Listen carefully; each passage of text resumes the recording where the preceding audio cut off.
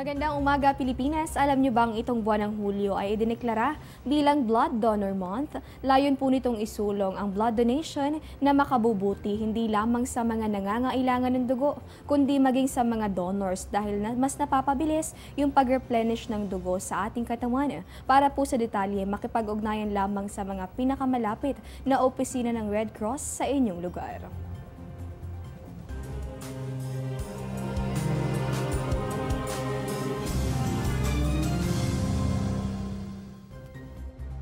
Ang climate change, matagal ng usapin at halos araw-araw nating naririnig yung mga balita tungkol sa mga epekto nito sa ating mga tao. Pero alam nyo ba na maging sa mga isda ay apektado rin ng climate change? Sa isa pong pag-aaral, yan po ay sa bansang New Zealand, natuklasan na maging ang mga pagkain ng mga isda ay apektado ng nagbabagong klima ng mundo. Kasabay kasi nung mas mainit na panahon, mas malalakas na bagyo yung nabubuo sa mga karagatan kung saan posibleng unang maapektuhan yung mga isda at iba pang mga yamang dagat.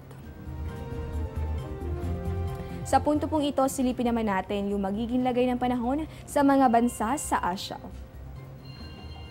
Dito sa may bahagi ng Thailand, pati na rin sa Singapore, Indonesia at sa Cambodia, inaasahan po natin yung maulang panahon.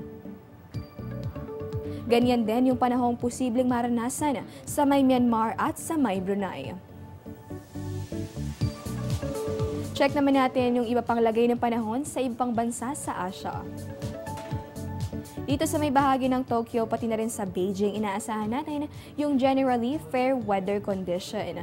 Sa may bahagi naman ng Seoul, pati sa may Taipei at sa Hong Kong, inaasahan natin yung mga pag-ulan. At para mas kompleto yung ating forecast, check na din natin yung magiging lagay ng panahon sa iba pang mga bansa sa mundo.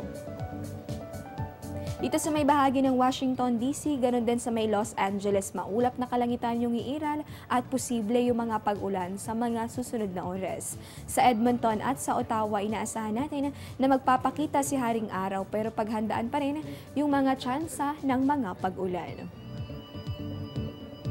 Sa may bahagi naman ng Dubai, pati na rin sa may Kuwait, inaasahan natin yung mainit na panahon. Ang temperatura nasa pagitan ng 32, posible po yung umabot sa 49 degrees Celsius.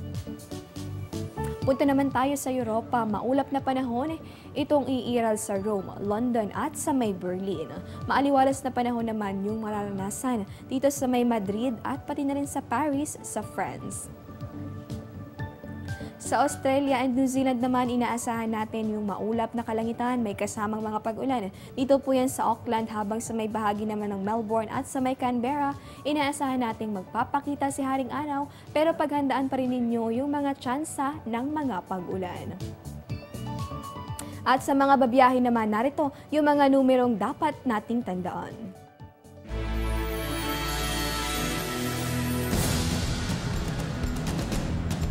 Mga numerong dapat tandaan sa inyong pagbiyahe.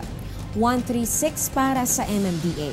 Para naman sa NLEX, 35000 o kaya ay 580-8928. SC-TEX, 865-2030 o di kaya ay 0920-967-2839. TPLEX, 0917-888-0715. Sa mga dadaan ng Skyway, 318-8655. SLEX, 584-4389. Cavitex, 0918-934-0713. Star Tollway, 752-2277. Lagi maging handa upang ang biyahe di maantala.